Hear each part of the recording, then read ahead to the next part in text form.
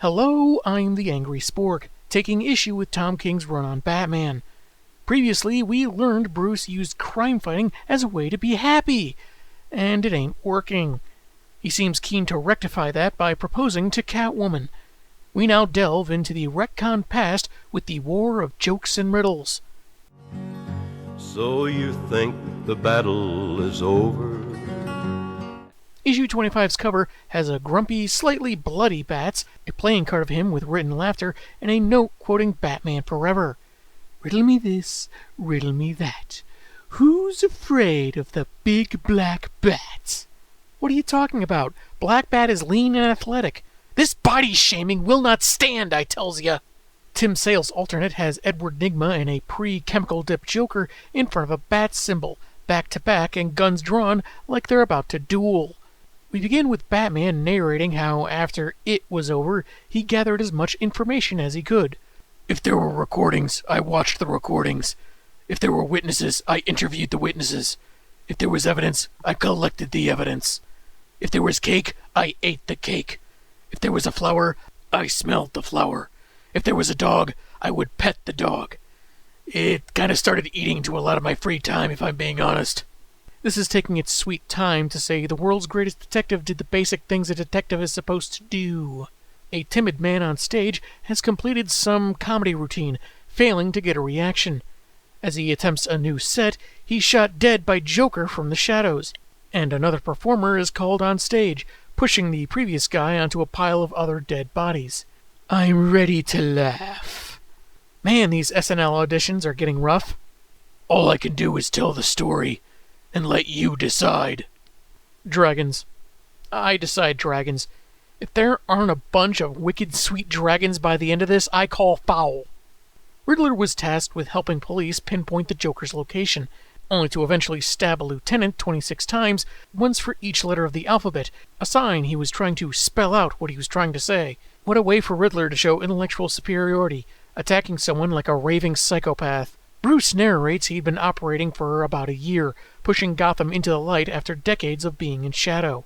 Batman, very concerned about Gotham's vitamin D deficiency. GCPD arrive outside the Joke Factory Comedy Club. So did they find Joker on their own? Did that lieutenant die for nothing? After some officers are sent in, the place explodes, and a cop is shot by Mr. J, yet no one hears it because reasons. He makes a joke, but laments it wasn't funny. He tries it again on a nearby citizen, but still doesn't laugh. None of these nearby cops hear a second gunshot. Maybe the explosion messed up their hearing? Bats was on a rooftop that morning during Mr. J's auditions from earlier, smiled at the warmth of the rising sun, then went home to sleep peacefully. It was peaceful until I had that dream about wearing overalls while snake clowns threw avocados at me. While locked up, Riddler had shown a guard how to successfully bet on football, get some money for his child, in exchange for info on the other guards, specifically if they had kids too. When they impede his escape, armored and armed, he simply recites their children's names, and they eventually let him pass, by the mere implication he might harm them otherwise. Weirdly, he only mentions daughters. Is it Gotham Police hiring policy that you have to have at least one kid and it has to be a girl? I guess that's one way to get a big turnout for Bring Your Daughter to Work Day. Joker is in a car crash that he caused when he shot his driver. He stumbles out, enters a building, soon followed by Riddler, and the two consecutive two-page spreads show them greet each other. Until now, their faces have been distant, obscured, etc., which maybe was for this moment? It felt like a very specific visual choice, but I'm just not sure of the point right now. I mean, we already knew who they were, but moving on. Nygma figured out the pattern Joker left for Batman, and that he can't laugh anymore. The Dark Knight has made things too predictable, thus no longer funny. Eddie is in the same boat, Riddles feeling pathetic because Bats always keeps solving them.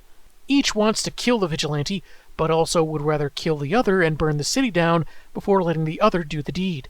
So he suggests working together. And even if they don't succeed, they could still work this out as a premise for a sitcom on FX. Joker considers this a moment, that this might be the only way he'll laugh again. Then shoots Nygma and pieces out. Bats crashes through the window moments later, Riddler saying something about the clown taking his bomb, and since the wound is so severe that no one would really survive, Pointy Ears leaves because there might be others he can save. Being set in his first year, it's not inconceivable that Batman might be more pragmatic, but I'd wager this will play differently for readers who are used to seeing him at least trying to save even his enemies. In any event, Joker escaped and Eddie somehow survived, because I guess he knew something about a highly fatal close-range gunshot that Batman doesn't. We get this splash page of things to come, villains choosing sides, attacking each other, and in the ensuing months, plunging Gotham into slaughter, misery, torture, havoc, devastation, insanity. But hey, enough about the Eternal books. A citywide devastation story. Haven't had one of those in 5 whole minutes. Bruce is telling this to Selina, saying no one really knows him, not Alfred, not the Robins, or even his fiancée. Before tying the bat knot, she should know what he feels he had to do in the war of yada yada you know. If this is his idea of pillow talk, this betrothal is already in trouble. Issue 26's cover has Bats working on a puzzle. Don't tell him what it's of, he'll figure it out. The variant, not by Tim Sale, is Poison Ivy lounging on a branch. I'm not bad. I'm just drawn that way. A cabbie who somehow doesn't recognize the notorious Joker drives him to 69 Dick Sprang Avenue, remarking how funny that is. Also, the fee is a palindrome, 3773. He murders the family of 5 inside the house, and the driver is later noted as having been hit with Joker toxin. Riddler plays out the mirror scene from Tim Burton's Batman movie, leaving a scar on his torso. He kills the doctor, then uses a scalpel to cut a question mark into his chest. He could have used something even sharper to do that. The edginess of this scene! As Joker tries to force a smile, a newscast interviews someone from the Gotham Institute for Crime Studies about Riddler leaving a death threat for Mr. J. The expert can't say much other than it's not typical for Nigma, but hey, what's typical for crazies like him, the Clown, or even the Bat? Joker calls Carmine Falcone, giving him an hour to kill Riddler. The mob boss initially threatens to throttle the caller, but quickly thinks again, telling his men to go after Eddie. Again, he has this kind of notoriety, and yet a cabbie will still drive him somewhere. The goons find their target in the park, talking with Pamela Isley, who sicks nearby plants on them. I was thinking, if April showers bring May flowers, well, then what do May flowers bring? June-ippers? Nigma mentions Joker's one consistent trait is keeping promises, and he had promised scorch earth in this war, which I don't recall reading. Later, Batman has cut all the dead mobsters down, citing their backstories. A family man, another whose husband later shot himself, a guy trying to pay for his mom's cancer treatment, and an undercover cop. Carmine finds Joker in his office, having removed his mother's teeth and made them into a smile on his desk. He never got over failing his dentistry exam. Sad. He kills more goons with backstories, wounds their boss, and tells the only one left, Oswald Cobblepot, that he will be his assistant, using Falcone's resources at Joker's direction for the singular goal of killing the Riddler. Batman later finds Mama Falcone's body, narrating that she had a tough upbringing, had raised 9 other kids that were upstanding citizens, and spat in the mobster's face for what he'd done and called the cops on him. He also got her a spatula for her birthday, so that might have been a factor too. We get another pair of 2-page spreads paralleling each other, Bats noting how, as the weeks went by, Gothamites started realizing the dead bodies were coming in faster than usual, and not restricted to one specific area. The monsters were taking sides in a war. Which Hotel Transylvania sequel stunk more, 3 or 4? For all the heroic monikers Bruce garnered in his first year of Batmaning, he seemed relegated to chronicling victims in a growing battle. Are these drawn from real-life faces? Kinda neat, like a nod to a friend or family member or someone that works at DC. I wonder if they got to choose which villain axed them. Issue 27 is the first of 2 interludes. Its cover sees the Riddler not getting the hang of Go Fish, and then Bats in the rain. Looks like he's jutting his jaw forward, weirdly gnashing his teeth. The story proper has him intimidate a guy to set up a meeting with Joker, because he'd previously worked out the aerodynamics on the Joker-mobile. After one failed attempt, that had Deadshot use him to test out his gun and nearly taking his ear off, Ow! Apologize to my tinnitus. The clown calls him, and we find out why he was the only one working on his car that Mr. J let live. This is Charles Brown, like the Peanuts character, which Joker has fond nostalgic memories of having found funny. 9 cats are on a boat. 1 jumps in the river. How many are left? None. They're copycats. Is that a joke or a riddle? Both. Both is good. Could there be an alternate version where all 9 were the lives of 1 cat, or is that being too abstract? I think this is a test, Joker seeing with whom this guy might side in this turf war by what he'd consider the cat on the boat to be, which is cleverly subtle. We go to Chuck with his son flying a kite, telling him not to say hell yeah because of the bad word involved, and how his mom, Grandma Brown, said that repeating it might send you to that place. Despite wanting to be at his son's upcoming party, he has a meeting and intends to make it up to him. Pappy is later abducted by Clayface in a form very similar to one from the new Batman Adventures, if you ask me, and taken to Nigma, who wants info on this meeting with Joker, making it clear that he knows about his kid. Your son's name is your name, Charlie Brown? Yeah, I know. Why would you do that to your kid? For some reason, I thought kids today wouldn't tease him as much as they did back in my day. Turns out they got worse. My bullies asked me if I had a dog named Snoopy. My kids' bullies throw footballs at his head. Back at the bar, Chuck is getting drunk, retelling the cats on a boat question and musing if there is much of a difference between jokes and riddles. So if we take my earlier interpretation into account, maybe this means he doesn't currently see a difference between Joker and Riddler. Bats walks in for another chat, but he gets intercepted by villains from both sides, and Mr. Brown is taken by the Joker with a good grief. Then the two are in the stolen house, on the couch, and staring at the reader. This is the weirdest episode of Modern Family I've ever seen. I guess no one knew the family Joker killed, since this war's been going on for weeks now, and no one reported them missing. And I also guess they didn't try tracing the route of that cabbie he killed. Chuck breaks down over Bats wanting a meeting, Riddler finding out, the pressure of the whole thing. It's almost funny, which is the most humorous Mr. J has found anything thus far. Later, Batman's made sure Charles' son is safe and wants Joker's location. Chuck reveals a bomb the clown forced him to wear and hits the detonator, but each click just plays a recorded joke. Eventually, the Riddler calls him, and we get this scene of a kite falling out of the air. His son was poisoned by something on his kite string, so Bats takes the distraught father to the hospital. Charlie apologizes for having said the bad word again, and worries if he's going to hell for it, per Grandma Brown's superstition. Look, I've never been to hell, but having grown up in the state, I'm pretty sure there are worse cities in Michigan to visit. In all seriousness, this is a really hard-hitting moment.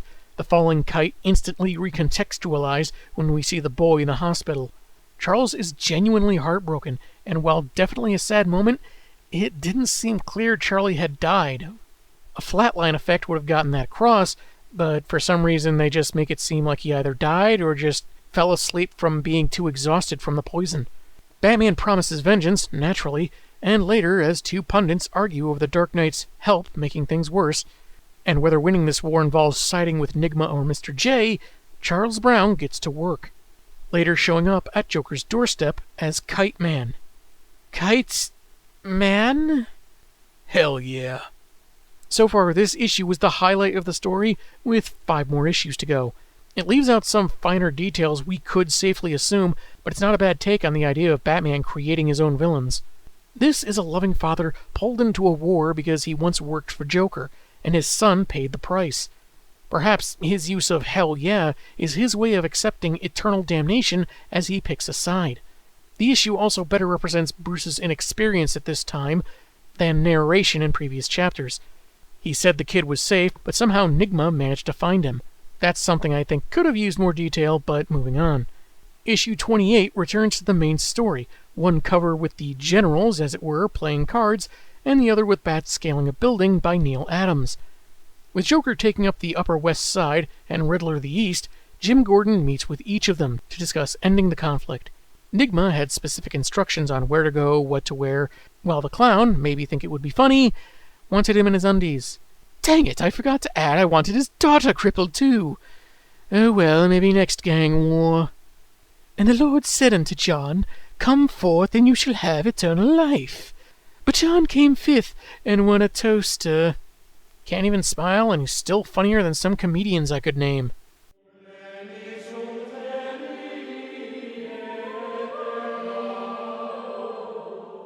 Well, it's not supposed to be a direct quote. Each villain told him the same thing. Bring in the bat and the war is over. Riddler has people throughout the city ready to shoot civilians, and Joker has multiple bombs planted all over. Also, Joker gave all his plans to Cluemaster to give to his daughter, so it's just a matter of time before she tries to stop him and half the city goes up in flames. He tells Batman he's contacted the feds, and until they get here, all the two of them can do is contain things, and hope some of their goons take each other out. However, not all of Gotham's rogues took sides.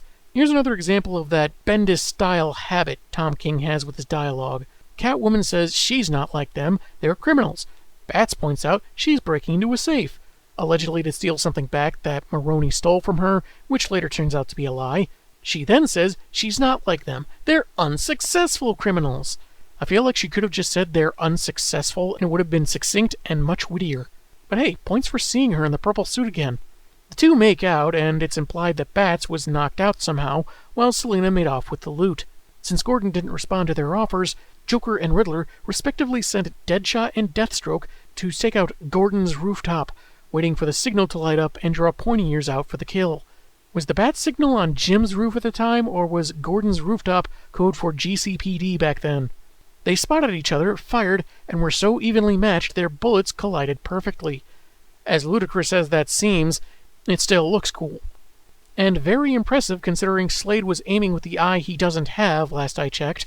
This turned into a 5-day fight between them, with more casualties each day.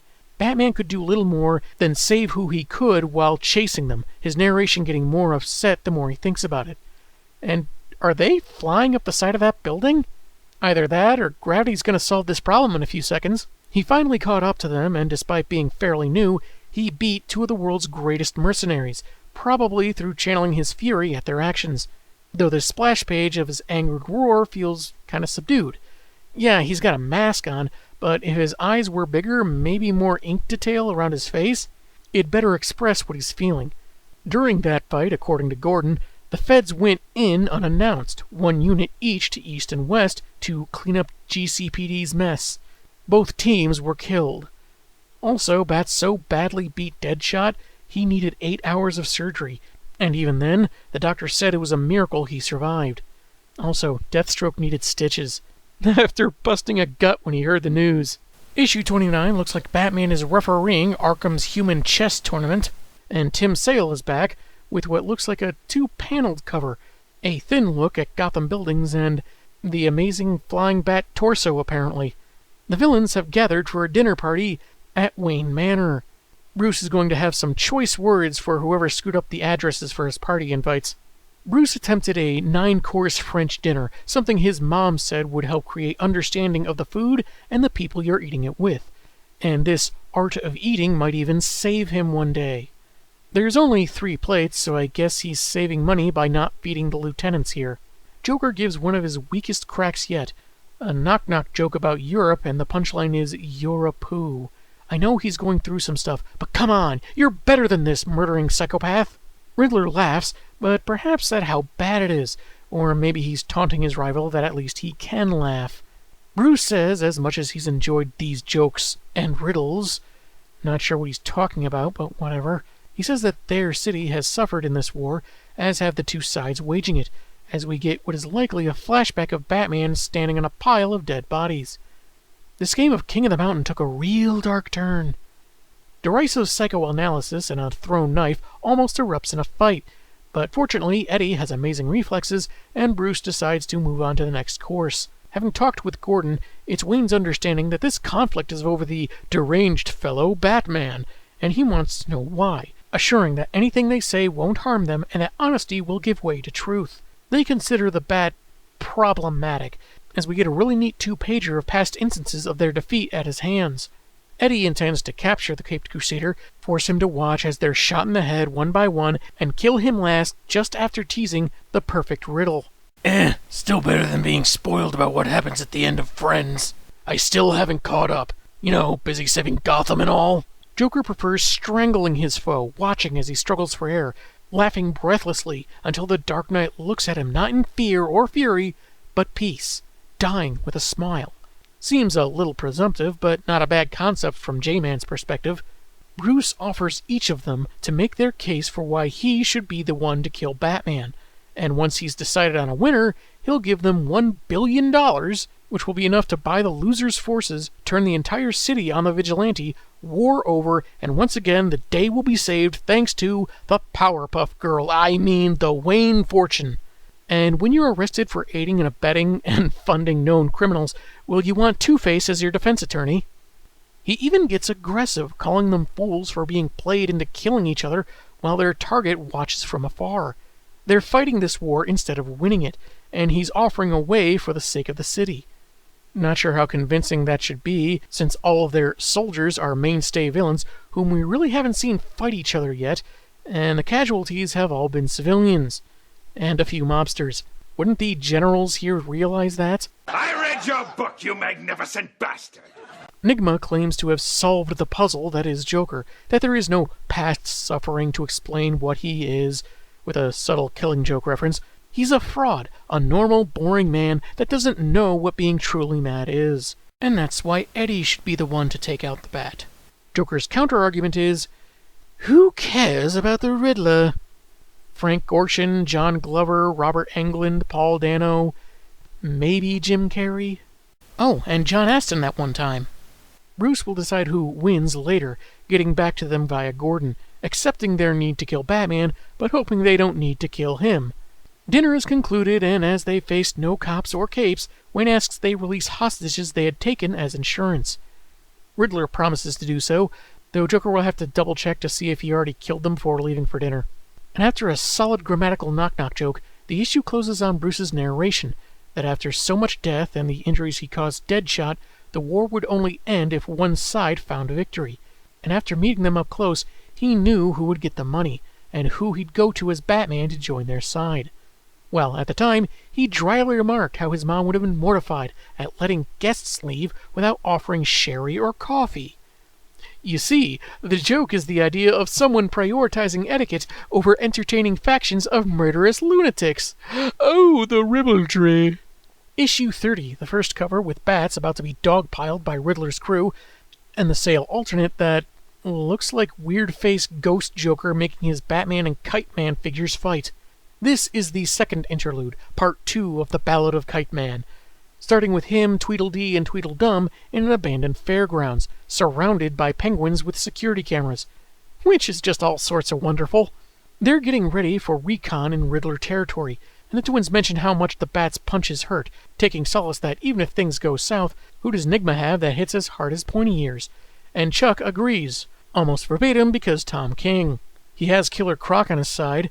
Pretty sure giant Crocodile Man punches hurt a lot more.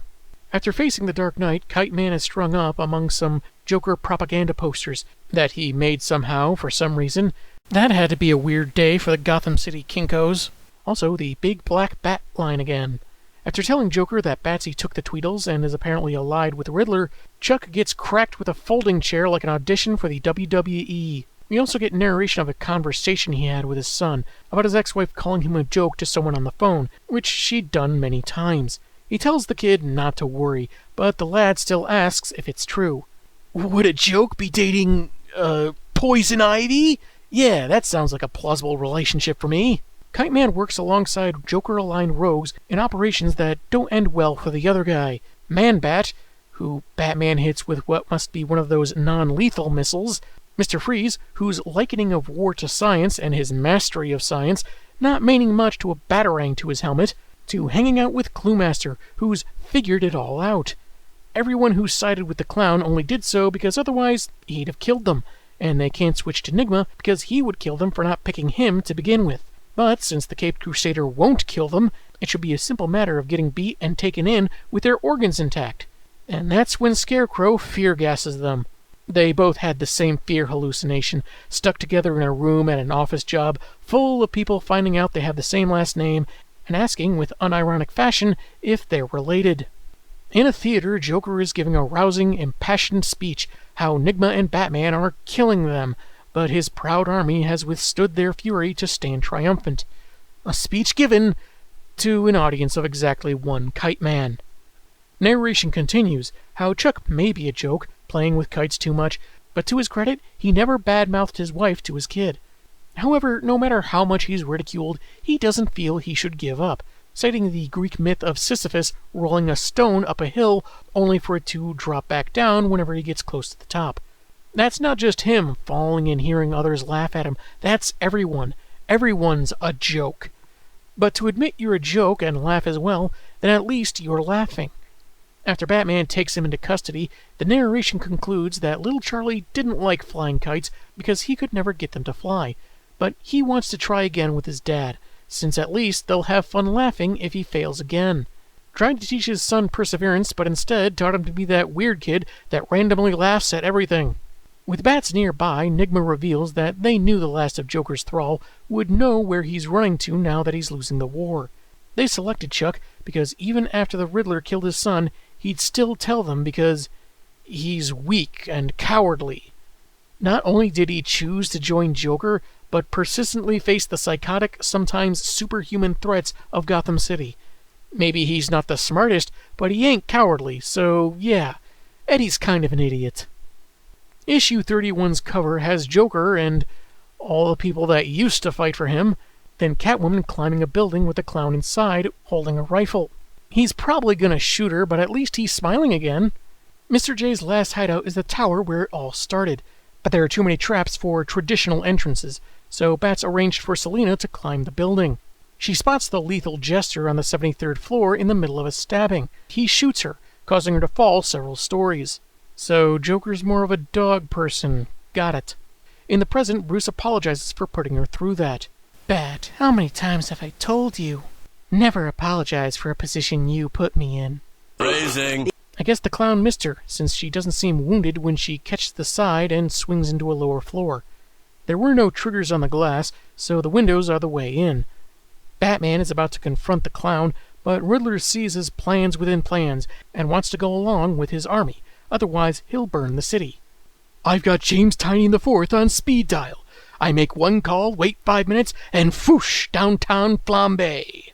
How exactly will all those villains get to the windows over 7 stories up? You might be surprised what a kite can carry.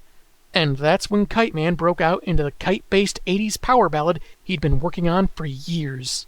They crash into the office, and after Riddler one-ups Joker with a knock-knock joke, mocks his inability to laugh, and knocks him around a little, Batman stops him, saying it's over. Eddie agrees, signaling his crew to turn on pointy ears. That's when Kite Man activates an invention of his, jet-propelled inverse parachutes, installed on the packs he passed out, and added to Firefly's armor, rocketing them all into the sky, high enough to pass out from the altitude while Alfred picked them up in the Bat Blimp. Even in Clayface, whose physiology would be in question here, wouldn't it? More importantly, how did they convince a guy that could have shape-shifted his own wings that he needed one of those packs? Taking Riddler's war was Chuck's revenge for the loss of his boy, which, on the one hand, I can see someone finding that enough, but the fact that he didn't actually attack Nigma feels really, really restrained. Instead, Eddie punches his lights out. Thus ended Kite Man. Except for the part where he's still around today as a supercriminal. Other than that, he ended. That left Batman, Riddler, and the newly conscious Joker, as Bruce narrated that only they knew what happened next, telling Selina that this will help her decide if he's worth marrying and forgiving. Haven't even gotten to the wedding yet, and somehow he already forgot their anniversary. Issue 32's cover has the two villains smiling with delight, as Batman has blood on his hands. I'm sure that's not foreshadowing anything. The alternate is kaiju bats walking through Gotham? We get a few pages of silence, seeing Bruce becoming distraught, remembering the events, and then a 2-page spread of the victims of the war, including Kite Man's kid. And, okay, that looks like Bruce Timm. That's not just me, right? Selina comforts him, and we return to the 3-man fight. Nigma and Joker getting in a few hits, but Bats, of course, gives as good, even getting them to hit each other until Eddie calls for mercy, and asks if Joker is laughing. Everything about the war, from the villains taking sides, killing innocent people, even creating a kite-themed villain to eventually betray him, was all coordinated to get the clown prince of crime laughing again. He could take out Batman and company any time, but he's like a kid's first riddle. Fun, but not really challenging. Not every story is your story! DC Comics and Warner Brothers would beg to differ. Eddie wanted to solve why the man that laughs at anything suddenly can't laugh at all. Certain the conflict and him losing to Kite Man would do the trick. Bats thought about Charlie, poisoned for an egomaniac's joke, who thought saying a bad word might condemn him to hell, and died before his dad could assure him otherwise. Batman took a large knife Joker had previously used, clarifying to Selina that he was in full mental and physical control, and thrust the weapon towards Riddler's face with intent to kill. Despite this admittedly excellently angled shot, he doesn't make it, because Joker stuck his hand in the way, stopping the blade. And that gets him laughing again. Joker would later tell him that to understand why he saved him, the Caped Crusader needed to know the difference between a joke and a riddle. Unfortunately, consulting Webster's dictionary did not result in the mind-blowing understanding Bruce had expected. Now Selina knows. Batman isn't some noble knight. I'm just what he made me. Despite the lines he's drawn, he's not that different from the crazies. Tearing up, Kyle says both their lives, the pain, the tragedies, the sins, have made them what they are. But compared to what they could have, the answer is the same as the difference between a joke and a riddle. Who cares? She then tells him to, instead of his previous, more demanding proposal, ask her to marry him, which he does. And the comic ends with Selina smiling as she says yes. That was the war of jokes and riddles. There's stuff I really didn't care for, but I don't think it's bad. I've grown pretty exhausted with stories featuring some great big threat against Gotham, 0 Year, Scott Snyder's Endgame, Batman Eternal, and probably a couple others I'm forgetting. It just loses impact when it's done so frequently. People are constantly dying or suffering. There's so much focus on the destruction and loss, preferring to show the exciting explosions, action, and violence, instead of giving breathing room and perhaps a glimmer of hope before the finale. We have people wanting the war over so bad they can't decide which murderer should win. Bruce's narration is almost exclusively about people dying, how they died, and the tragedy of those left behind. Setting this so early in his career makes you wonder why people stay in Gotham through all the other disasters to come. Property values can't possibly be so enticing for people who would rather avoid being shot by psycho harlequins or a gopher-themed bank robber. This isn't really helped by some of the quirks of King's dialogue I've mentioned. Yeah, some people talk like this, using synonyms to basically repeat what they've said or being explicitly clear. I've done that myself. But in these comics, I feel it's done so often that it tends to slow the pacing and feel like filler. Similarly, there are times when panels have a kind of moment-by-moment progression, where it's almost the same image, but perhaps an expression changes or their head is turned or something. This, however, can be used to great tonal effect, like when Joker was struggling to smile in the mirror, or even the dinner at Wayne Manor. 2-page spread use almost felt excessive. Some instances worked better than others, if you ask me, like Kite Man alone in the theater. Speaking of, his issues were definitely the best part of the story, giving focus to an overlooked character, seeing his development, and getting a look at the villains through his perspective. Sometimes socially, like with Clue Master, or when he was the point of discussion between Harvey Dent and Two-Face. While I'm not thrilled his son died, the motivation could have driven him to be a hero, but perhaps Batman's failure to sufficiently hide Charlie kind of soured him on that path. Although with Poison Ivy around, a heroic Charles Brown would have to be wary of Kite Man eating trees. Peanuts reference? Despite his unique choice of gimmick, Kite Man's a very good everyman villain. He's not super strong or super smart, but he does have certain talents and skills that can be very useful.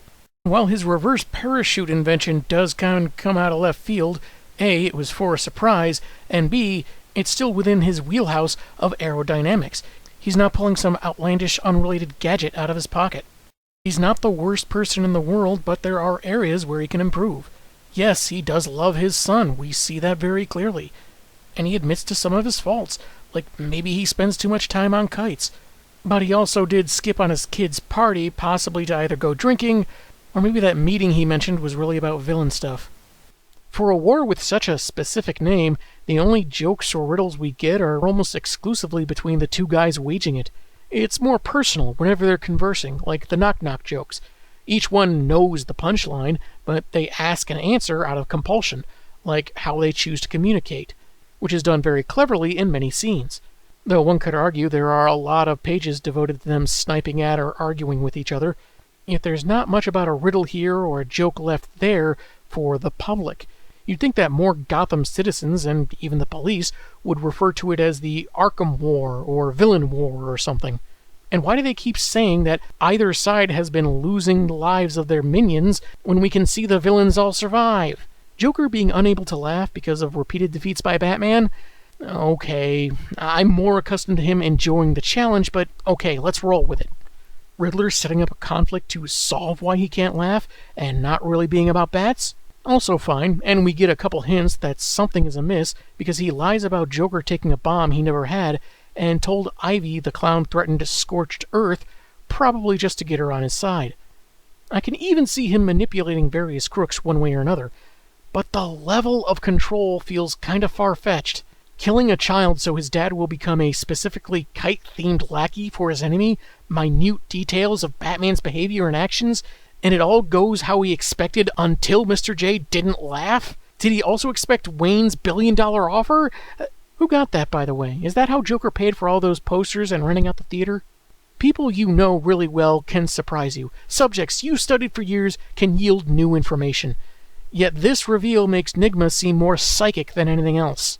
I mean, instead of this whole architect of your pain thing that we've seen so many times in the last decade, wouldn't it more speak to Nigma's intelligence as well as his creativity that some things he didn't see coming, but he managed to use them to his benefit for his end goal anyway?